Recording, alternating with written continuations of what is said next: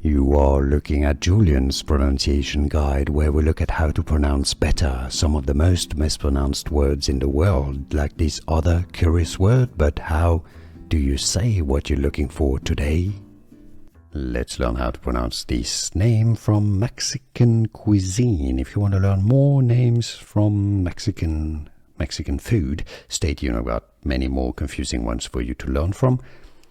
The Spanish pronunciation or Mexican pronunciation, suadero. Su-a, you have to separate out the U and A, suadero, suadero. Now, if you cannot pronounce Spanish perfectly, that's fine.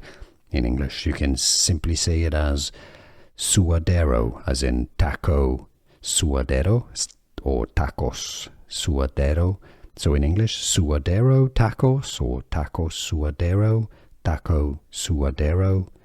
Anyhow, you get the point. Did you get this? Let me know in the comments. Here are more videos on how to pronounce more confusing words and names too many mispronounced. Like this video if you found it useful. I appreciate your support. I'll see you soon and thanks for watching.